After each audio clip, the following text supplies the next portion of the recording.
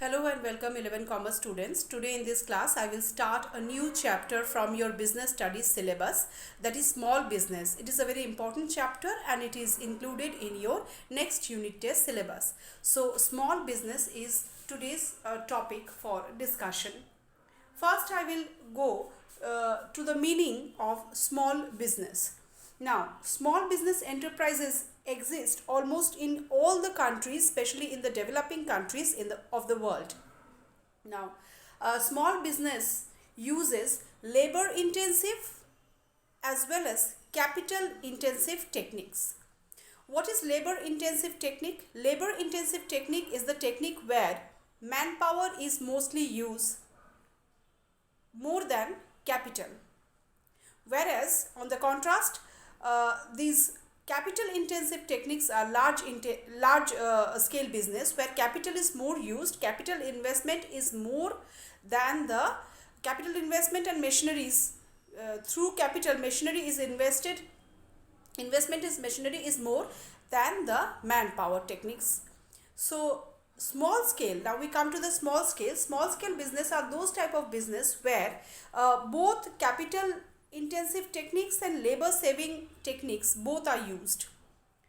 In a developing country like India, small scale sector occupies a special space and there is a scarcity of capital and abundance of labor. So it is a we can say small business is a capital saving and labor intensive technique is used in small scale business. In small business, I repeat, in small business, since India is being a developing country, a large number of labor is available. So here, in case of small scale business or small business, more labor and less capital, that is capital saving technique is used and more labor technique is used. Now, small scale business provides better employment opportunities because it is based on labor intensive technique, so it utilizes the manpower more and more, and for that reason it has a huge opportunity. There is a huge opportunity it offers for the laborers to work. So better utilization of local resources, wider dispersal of industries and equitable distribution of national income is possible only in case of this small business.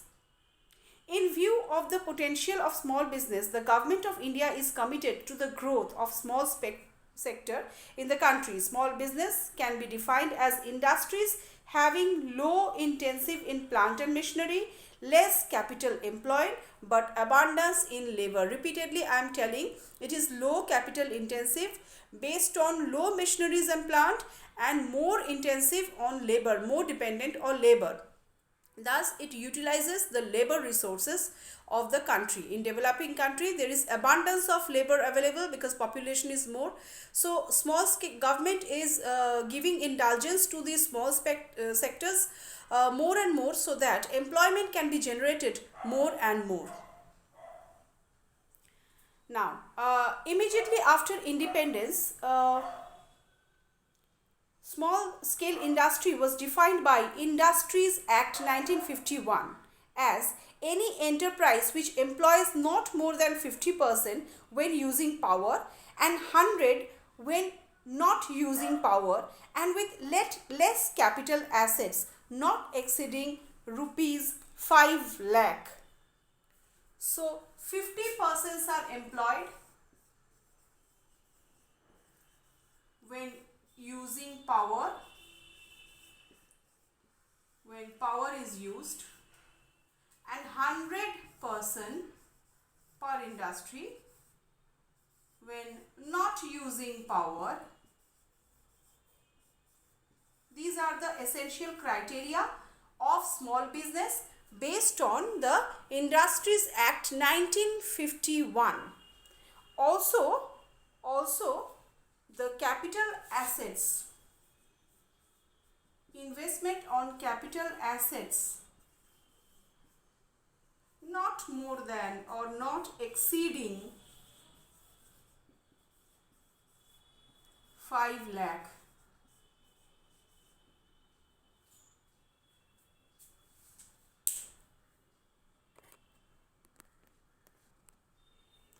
are the criteria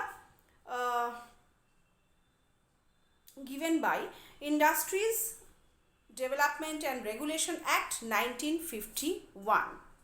Later on, in 1959, 1960, 1975, 1980, 1990, 1997, the definition was revised. Small scale industries under MSMED Act 2006.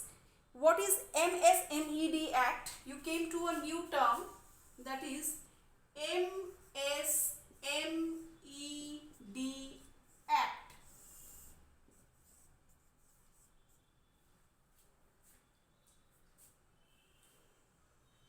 This is a new term, completely new term now. It means micro, small, medium enterprise development. I repeat, M for micro, S for small, M for medium, E for enterprise, D for development. So Micro, Small, Medium Enterprise Development Act are classified into two sectors. Small business are classified into two sectors based on MSMED Act. What are those? Number one is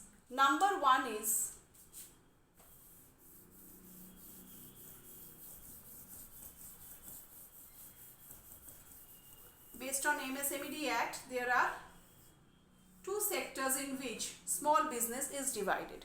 Number one is manufacturing sector.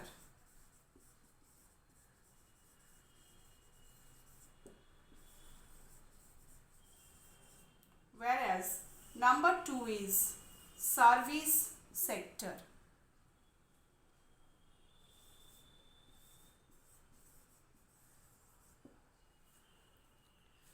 So, and has further classified both the sector into micro and medium sectors. This can again be further divided into micro and medium sectors according to this MSMED Act 2006.